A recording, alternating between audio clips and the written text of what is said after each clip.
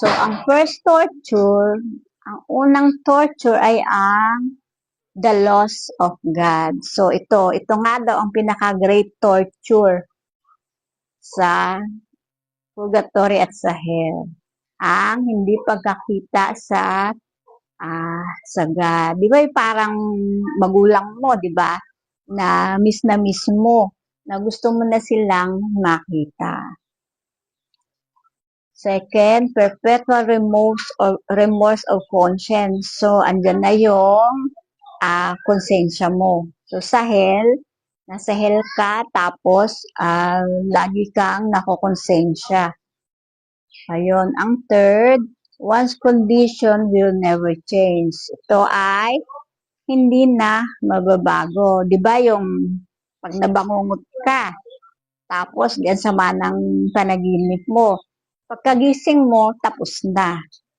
Pero, dito sa hell ay hindi pa. Walang katapusan kasi eternity. Isang eternity.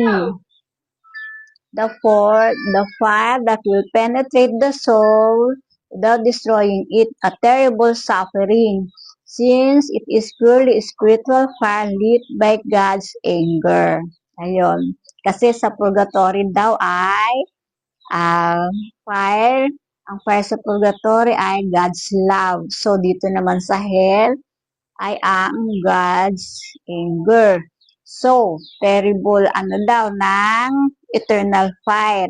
For suffering, ang eternal fire, ang apoy. O anuhin mo na lang, di ba, yung pag nasunog tayo, tinatanggal mo agad, napaso, masakit.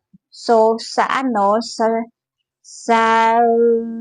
hell, ay nag-burn, kumbaga parang nakasalang ka sa kalan, pero hindi ka nasusunog, hindi ka nagko-consume, nandoon ka pa rin. So, walang hanggang sakit.